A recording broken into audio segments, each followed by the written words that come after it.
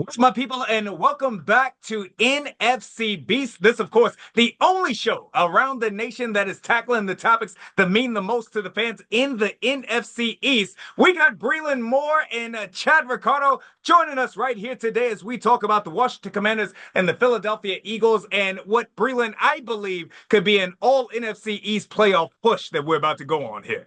Yeah, Chad, I'm so excited. I'm so excited that both of us get to be here in the postseason. Our two other co-hosts, unfortunately, are not able to be joining this panel because the Giants and Dallas just could not get it done. But I'm super pumped to be able to talk with you because we weren't sure at some point whether either of these teams, especially Philadelphia early on, Right. and you kind of down the stretch, if they would be here, but. This is going to be so much fun. I'm excited. I mean, and lo and behold, here we are, Breland. And I'll save the trash talking, but really, one of the games that saved our season was when the Eagles came here to Northwest Stadium, and you all lit Breland. That's what happened when you all came on down here. Well, Chad, I did talk a little trash and say that the Eagles were going to win, but I feel like there is a little bit of an asterisk, not to take anything away. But it was the Kenny Pickett game, Sure. so we can only, put so much stock into that. But yes, I do owe you lunch because of that. Congratulations, 1-1, splitting the series in the regular season. So not too bad.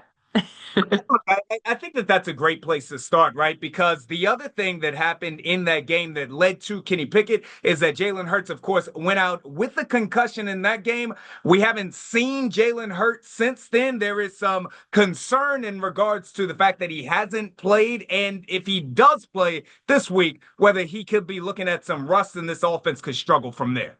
Yeah, so that's been the main conversation of this entire week is whether or not Jalen Hurts is going to be ready to go.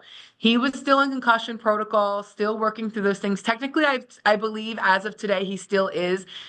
Now, as of this taping right now, we have not gotten confirmation from the Eagles that he is not. So we're going to work with that information right now. However, that being said, he has returned to football activities, is a limited participant in practice, and all of his teammates have said, he looks great. He looks just like regular Jalen. They're very, very thrilled to have him back. Kellen Moore has had him involved in play calling and things like that all throughout the course of this week. This is such a very minor thing, but they also had waived QB4 Ian Book, put him back on the practice squad. So all of those are great indicators that we will be seeing Jalen Hurts in this first playoff game. That being said, yeah, there is a bit of a concern with the rust issue, especially because this team is notorious for their very slow start in that first quarter. It's always been a struggle. And so could we see a little bit more of that? Resting all of your starters week 18, plus Jalen Hurts not being in a game since the Commanders, it's a little bit of a concern, and I think that that's very valid to have. But I feel good. Well, I'm happy that you feel good. I was going to say you said that Jalen Hurts looks the way that he typically does, and I imagine his stone face, since his expression doesn't often change out here. That's another shot at the Philadelphia Eagles and you all's fan base. But Breland, I know you feel good, but how can you? Because if we're being honest, now Jalen Hurts, I think that he got that contract a couple of years ago. I think he deserves every dollar that he has been paid because he not only gets it done with his arm, he gets it done with his legs as well. But when you've got a player who had what we have to imagine is this high end, and I don't want to speculate, but this high end of a concussion that kept him in protocol for this long, can he even risk it all and go out there and play his entire game by running the ball as well? Yeah, I think it's very fair. And, I think from my experience covering this team and from covering sports in general, I think honestly, if a player is conservative when it comes to their play calling and not playing the way that I think that's more of a risk of injury, right? Of re-injury or issue because you're playing scared. You can't play scared. You have to go out and play your game. And if Jalen is, as his teammates are telling us, doing a decent job or serviceable job of being himself and looking like himself out there, I think he'll be all right. that I kind of understand holding him out, of course, week 18 and keeping him in protocol and just kind of giving him that extra time. We don't know, and that's the problem. We don't know any information on the severity of the concussion, what has been going on, just the fact that he has been in protocol has all that's really been shared from at least the coaching and front office point of view. Now, if Jalen Hurts does speak at the end of this week, we probably will know a little bit more of the details on how this recovery process was, but we don't know anything. And so it is a little bit dicey. I agree with you, but I think they wouldn't risk such a high-end investment if he wasn't ready to go, because Tanner McKee and Kenny Pickett have both proven they're very serviceable back there, and either of them can get the job done. So I am not particularly worried, and I don't think fans here in Philadelphia are a little bit are worried much at all. But Chad, the more important question when it comes to fans, how are fans in the DMV? Because my goodness, we're spoiled. We're kind of we expect a postseason push. Sure. We knew that this team was Super Bowl caliber because of what they were able to do back in 2022. But this, I mean, at least from the outside, this run by the Commanders is a pleasant surprise from everyone watching outside. I'm sure they didn't expect it at home either. Brilliant. If we're gonna be honest here, because I'm a man who prides myself on my honesty. I like to tell it the way that it is. I think that had you taken a poll of this DMV fan base before the season, and you said how many games in a best case scenario will the Washington Commanders win this year, I think that people would have said if they win 8 games, then we're throwing a party. We are throwing a parade if this team wins 8 games. If they win 7 games, we're going to be really happy if they win 6. At least it's an improvement over years and over the years in the last virtually recent past out here. But this team has obviously exceeded all expectations on the football field. And Breland, I have an opportunity right here on Fox Local before the games to do a pregame special in which I go through the streets of Northwest Stadium and talk to the fans. And the fans, to see what this team, to see what this organization, to see what winning has done for this community, the way that it's brought people together. And I've said this before, Breland, I'm out there in Northwest Stadium. I see liberals hugging conservatives. I see conservatives being with everyone else out there. And for those 5 hours of this football game, nothing else, none of the things that separates people matters for that 4 to 5 hours out there, because we all come together for one common cause, and that is rooting for and pulling for this Washington Commanders team. It's a fan base that has gone through all of the hard times of the last 25 years and stood by this team. So now to see them winning out there, it truly is something special, not just for the team, but for the community and for the fans, because I believe that they're the real story. That is so amazing. And I really am thrilled for you guys. You got a great thing going on. Very young, talented quarterback in Jaden Daniels, who, yes, we're worried about Jalen Hurts up here with his concussion, but is there a little bit of a concern with Jaden Daniels? He got a little banged up by Micah Parsons, didn't play that second half of the game in week 18. Is he okay? What's going on there?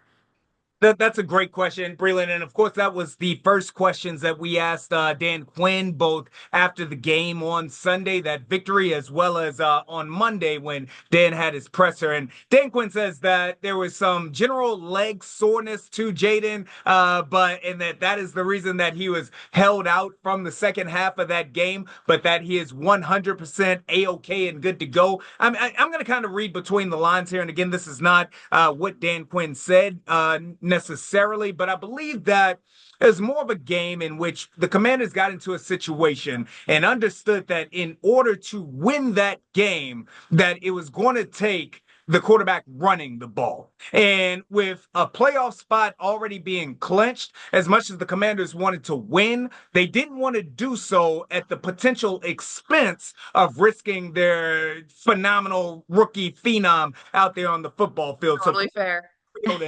We'd already seen Marcus Mariota, what he did against the Tennessee Titans. I believe the Commanders put up some 40 some odd points. Put the vet in there, let him go out there and win the game. And to Marcus Mariota's credit, Breland, he was ready when his number was called. Went out there, got it done. He was like 10 of 11 at some point. Saw him turn back the clock, get that 45-yard run when the team needed it. Marcus Mariota got it done out there. This was a season for backup quarterbacks, all right? And the NFC East as a whole, everybody's throwing them in, everyone's getting the job done. Okay, I have a really quick question for you Oh, because this is a little bit of a weird situation for yeah, us. As we in Philadelphia prepare to see the Green Bay Packers come to town, that's this right. is a matchup that we saw week one, but with an asterisk because they played in Brazil. But you guys Yes, also have the same situation yes, going on, right? yes. So, how does this Washington Commanders team stack up to that week one version of themselves, and how have they really evolved and changed? Yeah, this Washington Commanders team, and this is something that we spoke with head coach Dan Quinn about. And DQ said that when they played the Tampa Bay Buccaneers in week one down there in Tampa Bay, this was a team, this was an organization that knew what they could one day become. He said the difference now is that this is a team that knows who they are. Now, when you look at that, you know again what Jaden Daniels is going to bring to the table, but this is about so much more than him. This is about the fact that Terry McLaurin, for years here in the DMV area, the question has been, is Terry McLaurin truly a number one wide receiver, or is he a number two kind of disguised as a number one? Well, you put him with the same quarterback, you put him with a quality quarterback, and you see the numbers that he puts up. Just set the franchise record for touchdown receptions in a season, another year over 1,000 yards, earning his second trip to the Pro Bowl. That defense, whether you're talking about the Wiley veteran and the Bobby Wagner, you're talking about Frankie Louvu, who has played the game at a level higher than probably anybody imagined that he would be, and the other veterans who have come along and gotten it done as well. So this Tampa Bay team is going to be a huge problem, and we'll talk about that before we close our broadcast today. There'll be a huge problem, but this team has gotten better, and I believe that they will fare far better than they did in that 37-20 loss that they had in week one of the season. What about you all? What about the Packers? Jordan Love, this Packers squad, 3 weeks ago, they were arguably one of the hottest teams in the NFL. A couple of bad games that they dropped off and allowed for us to go to Tampa, not to come to Philly. But what about you all? How are you all feeling? Yeah, I feel great. Obviously, the Eagles won that first matchup, but it was sloppy, I think, on both sides of the football. And this Eagles team has really, and I think part of that was because they were working with two new coordinators, right? Kellen Moore and oh my gosh, Vic Fangio. There we go. I'm like thinking of a million different things right Yeah. now. Kellen Moore and Vic Fangio have done a phenomenal job here with this offense and defense, respectfully. And Fangio has done, I think, even more of an impressive job because we knew Kellen Moore had those weapons. That's right. Whereas this defense was so suspect coming in, so many unknowns, so many things that we didn't just see panning out just yet. N'Kobe Dean was one of those guys who had a prove it year. Zach Bond, prove it year. Reed Blankenship, all of these guys and those two rookies, my goodness, Quinyon Mitchell and Cooper DeJean have just played lights out.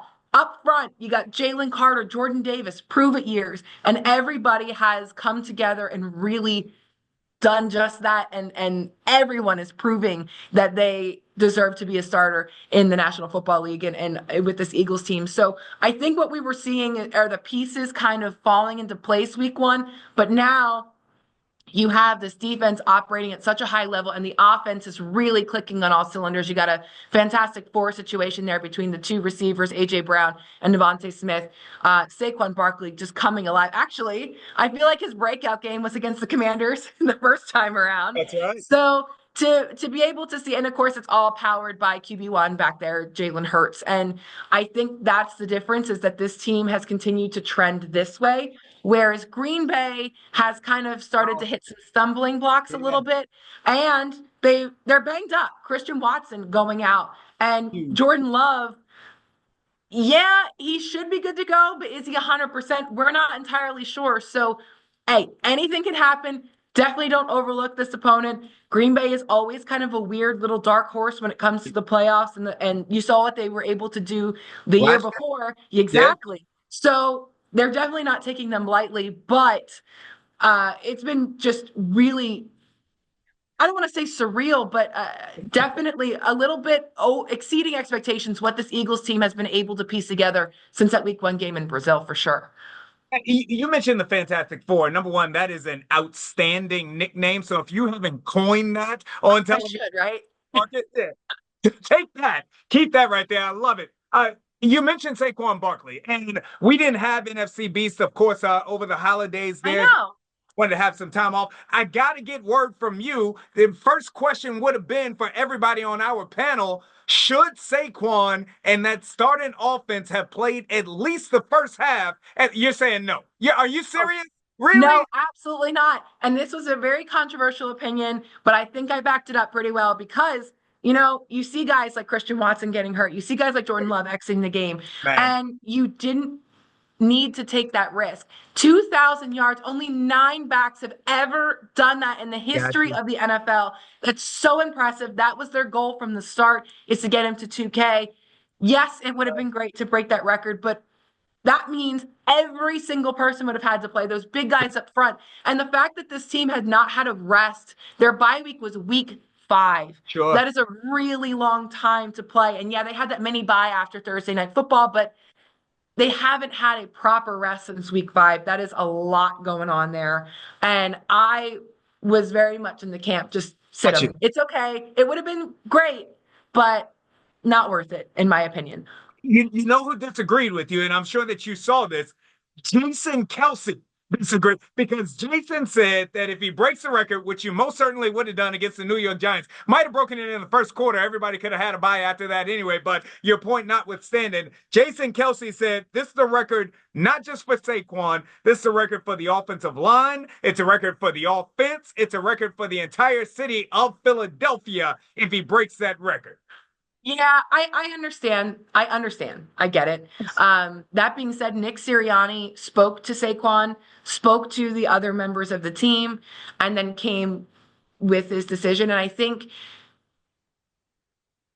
he made a rational, smart decision instead of leading with his emotions. And Nick Sirianni is a player's coach. He's an emotions-based coach, and he always takes records and things like that into consideration. But I think ultimately he made the more intelligent move Mm, because we saw what happened to AJ Brown last year in a sure. meaningless game. He was and not just him, there were several other injuries, but AJ Brown was a massive, massive piece of this offense. And we saw him go out week 18 last year because of a dumb game, right? Because they felt Right. like they needed to play their starters to get them back on track. It just isn't worth it.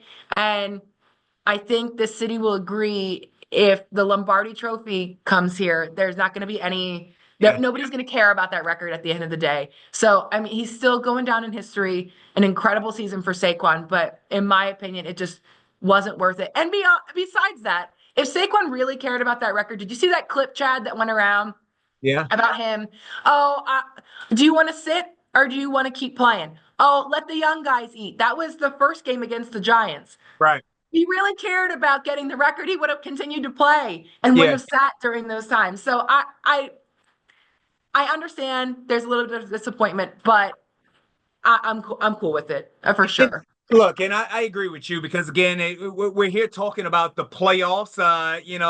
As Jim Mora so aptly said, we're talking about the playoffs right now. And if this team does go on to win the Super Bowl and to Yeah, hoist the Lombardi Trophy, then that's all that'll be talked about. It'll be Saquon had a 2,000-yard season and they won the Super Bowl. You know what I mean? I think that especially when you factor in all of Saquon's injury history, which, thank goodness, because I like him as a man. He has been able to overcome that here this year in Philadelphia. So you factor that in as well. I think it's right.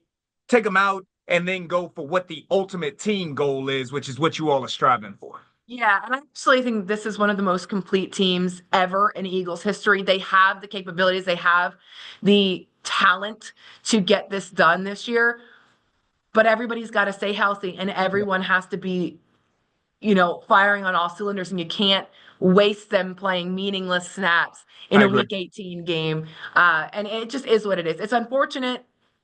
We all would have liked to see him do it, but it just wasn't worth the risk as Right. we head into the postseason. I mean, Green Bay, as we transition here, Green Bay is a really tough opponent, but I do have some concerns here. But Chad, I want to get into your concerns because I think, in my opinion, this matchup with Tampa Bay, Washington, Tampa Bay, Yeah. has the potential to be the matchup of the weekend in my eyes. I'm so excited to see these two teams.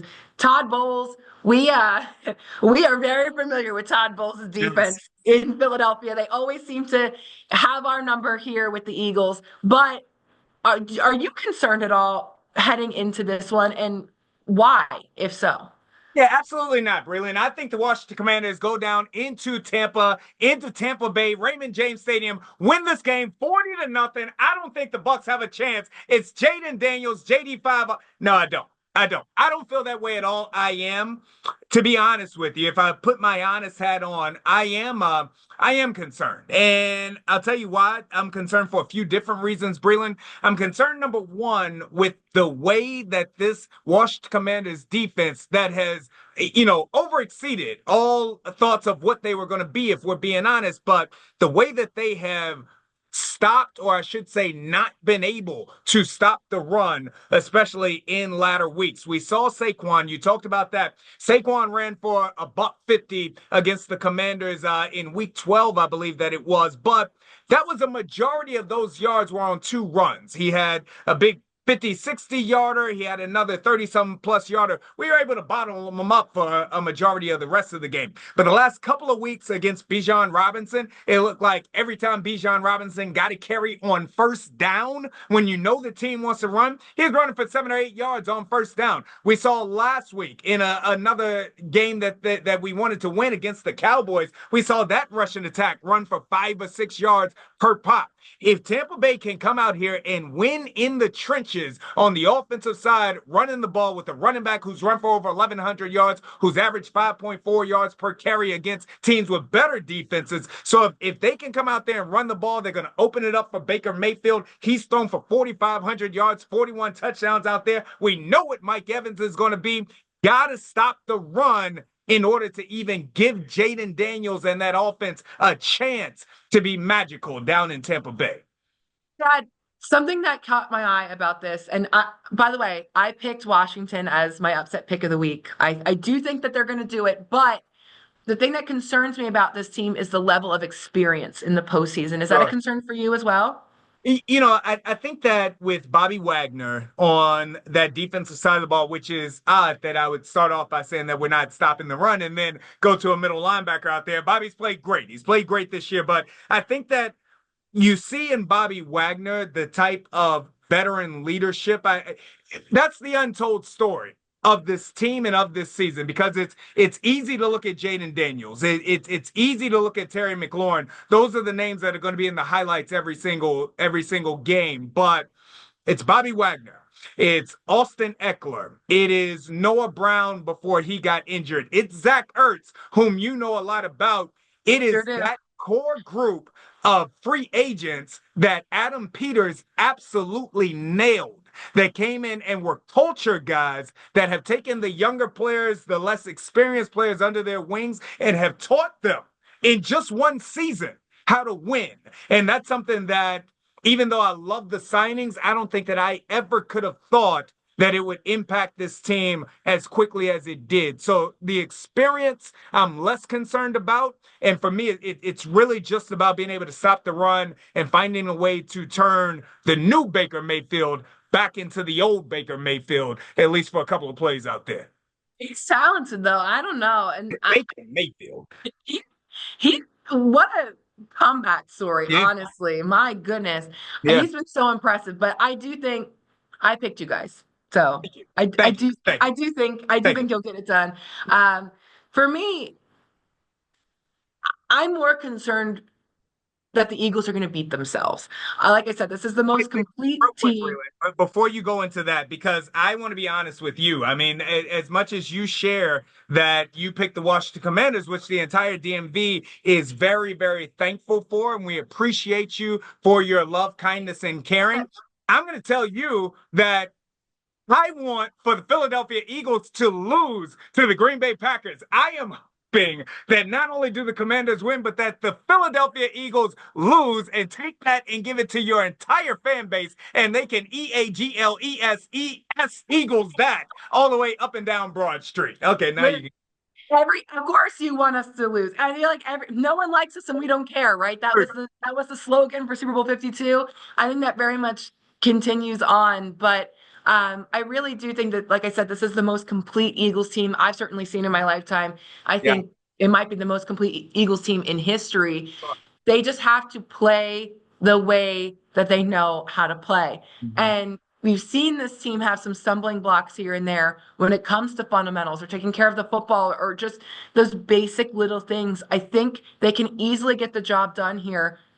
Yes, Josh Jacobs in the run game is, Nakobe Dean is going to have himself a day, but Yes. he's proven himself that, right?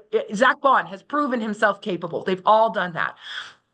I think the last time that they saw this team, like I said, Jaden Reed had himself a big game, but that was before the defense was really clicking. I really do think this team is capable of taking on anybody, but they must play their game the way that we've seen them play their game this entire time. I am a little bit concerned, not really, but I am slightly concerned about the rust factor for sure. That's right. But I think as long as they take care of business, which is what I've been saying all season, they are their greatest enemy, right? It's their mistakes, not necessarily how the other team is beating them or their mishaps that are causing issues. I need people to not have tempers flaring. CJ Gardner-Johnson looking right at you. I need people to not take stupid ejections, right? I need Mhm. people to just do their job, do their 111th, as cliche as that sounds. And I Yeah. really do think they will be fine.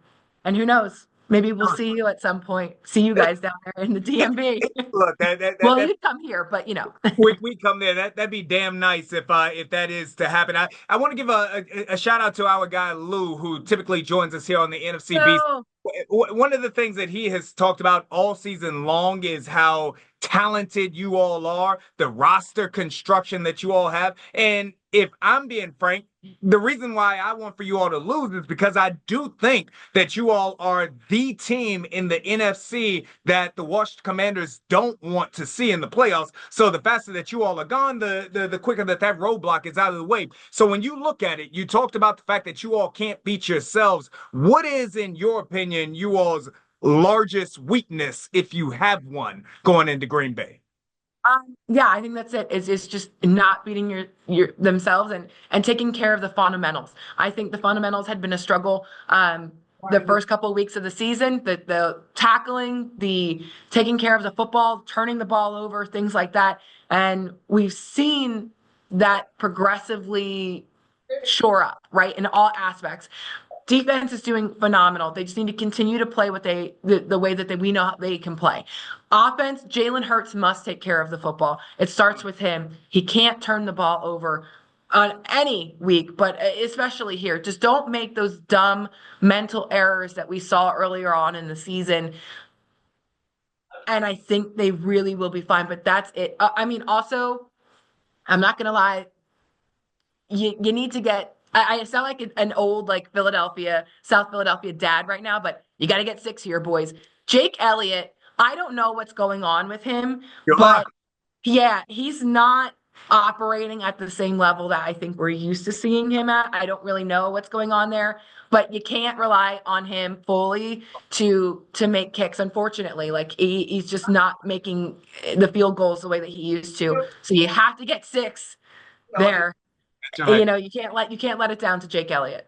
No, I love it. All right, in 90 seconds left. My closing thoughts for the Washington Commanders down there in Tampa this weekend. Again, I think that this game is going to hinge on first down on that defense side of the ball. I don't think that we want to go out there with the intentions of beating Tampa 45-40. Got to stop Tampa on first down. Again, not only apply pressure to Baker Mayfield, but bring him down a couple of times in this game and hopefully turn Baker back into the old Baker and he turns the ball over 1 to 2 times a game. Jaden Daniels, going to have to be Superman. I've been talking about this team running the ball for the last 3 or 4 weeks, but the quarterbacks have led the team in rushing the last 4 weeks. So Jaden Daniels, 250 passing, over 100 rushing the ball as well, and we find a way to get out of Tampa with a victory as we continue to raise hell. Bree, you got the last thought. We'll end it with you. I know that you're rooting against it, but I sincerely hope that we see you at Lincoln Financial Field